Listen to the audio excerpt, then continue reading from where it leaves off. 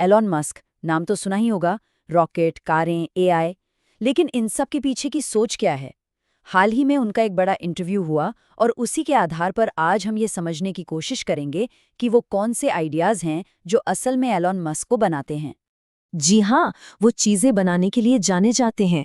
Spaceship, electric कारें, न जाने कितनी ही बड़ी बड़ी कंपनियां।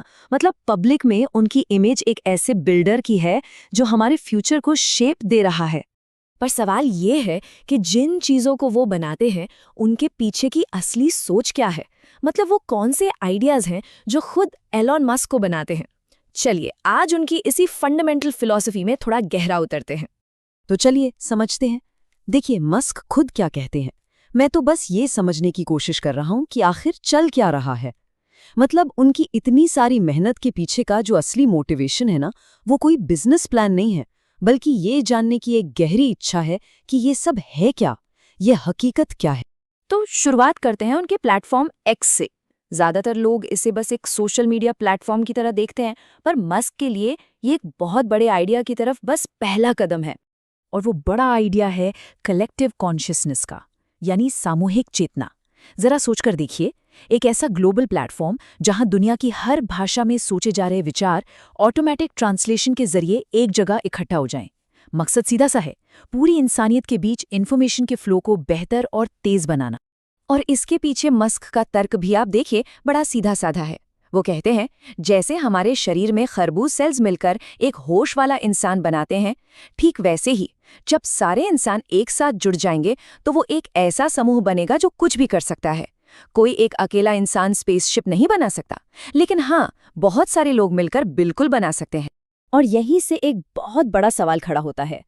अगर हम सच में पूरी इंसानियत को एक दूसरे से जोड़ दें, तो ये किस तरह का भविष्य मुमकिन बना सकता है? अच्छा, चलिए देखते हैं कि ये आइडिया हमें मस्क की अगली बड़ी भविष्यवाणियों तक कैसे लेकर जाता है। अब बात करते हैं एक ऐसी दुनिया की जहां काम करने की जरूरत ही नहीं होगी। जी हाँ, ये मस्क की एक बहुत बड़ी भविष्यवाणी है जो एआई और रोबोटिक्स की जबरदस्त तरक्की पर टिकी है। और उनका अंदाजा क्या है पता है? कि 20 साल से भी कम समय में काम करना एक ऑप्शन बन जाएगा। मतलब करना है तो करो, नहीं तो मत करो। सिर्फ 20 साल से कम। चलिए समझते हैं कि इसके पीछे का लॉजिक क्या है। तो मस्क के हिसाब से ये सब होगा कैसे?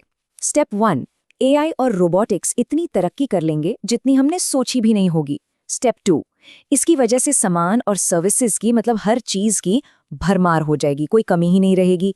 स्टेप 3, इसका नतीजा ये होगा कि कोई भी इंसान जो कुछ भी चाहेगा वो उसे मिल जाएगा।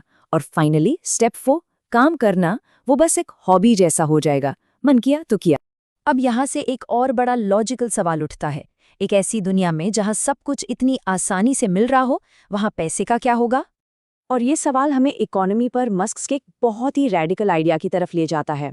उनका मानना है कि पैसा खुद ही खत्म हो जाएगा, उसकी जरूरत ही नहीं पड़ेगी। चलिए देखते हैं वो ये कैसे समझाते हैं। उनके लिए पैसा क्या है? वो कहते हैं पैसा बस लेबर, यानी मेहनत को मैनेज करने का एक इन्फॉर्मेशन सिस्टम है। अगर कोई किसी रेगिस्तान में अकेला फंस जाए तो उसके लिए पैसों का कोई मतलब नहीं है। लेकिन एनर्जी, ऊर्जा, वो असली फंडामेंटल करेंसी है। इस यूनिवर्स में कोई भी काम बिना एनर्जी के नहीं हो सकता। इस आइडिया को समझने के लिए कार्डशिफ स्केल एक अच्छा उदाहरण है। ये एक तरीका है जिससे किसी सिविलाइजेशन की तरक्की को मापा जाता है। और वो कैसे मापा जाता है? इस आधार पर कि वो कितनी एनर्जी का इस्तेमाल कर सकती है। तो मतलब साफ है, असली तरक्की पैसे से नहीं बल्कि एनर्जी पर कंट्रोल से मापी जाती है। और मस्क इस बात को बिल्कुल साफ शब्दों में कहते हैं। मुझे लगता है कि लॉन्ग टर्म में पैसा एक कॉन्सेप्ट के तौर पे ही गायब हो जाएगा। ठीक है, अब आते हैं सबसे ज्यादा फिलॉसफिकल हिस्से पर। मस्क का मानना है कि इस बात की बहुत बहुत ज्यादा संभावना है कि हम सब एक सिमुलेशन में जी रहे हैं।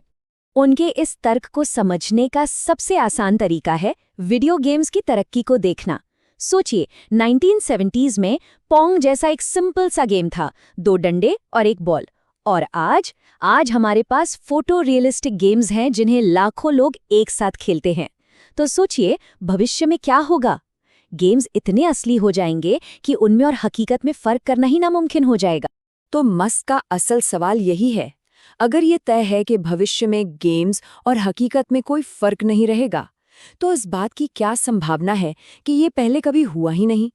क्या पता हम किसी ऐसी ही सिमुलेशन में जी रहे हों जो बहुत पहले बनाई गई थी? तो अब चलते हैं आखिरी हिस्से की तरफ। अगर हम एक सिमुलेशन में हैं भी तो क्यों हैं? और सबसे ज़रूरी बात, हम एआई के साथ एक अच्छा भविष्य कैसे बना सकते हैं? यहाँ मस्क का एक बड़ा ही दिलचस्प सिद्धांत है। वो कहते हैं जो सबसे दिलचस्प नतीजा होता है उसी के होने की संभावना सबसे ज़्यादा होती है। उनका लॉजिक ये है कि जैसे हम कोई बोरिंग गेम या मूवी बंद कर देते हैं, वैसे ही अगर हमारा यूनिवर्स एक सिमुलेशन है तो उसे बनाने वाला भी ये चाहेगा कि कहानी दिलचस्प बनी रहे, बोरिंग नहीं। तो एक पॉजिटिव भविष्य को पक्का करने के लिए क्या करना होगा? मस्क का मानना है कि एक सुपर इंटेलिजेंट एआई को कुछ बहुत ही बुनियादी कोर वैल्यूज की नींव पर बनाना होगा। और वो 3 कोर वैल्यूज क्या हैं? सत्य, सौंदर्य और जिज्ञासा। Truth, beauty and curiosity.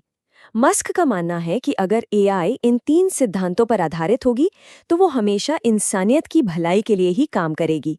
तो देखा जाए, एक ग्लोबल टाउन स्क्वायर बनाने से लेकर काम खत्म होने की दुनिया तक और फिर हकीकत के असली नेचर को समझने तक, इन सभी आइडियाज के पीछे मकसद एक ही है, अपनी चेतना को, अपनी कॉन्शियसनेस को इतना फैलाना कि हम इस यूनिवर्स को बेहतर तरीके से समझ सकें। तो हम इस पूरी बातचीत को एक आखिरी सवाल पर छोड़ते हैं।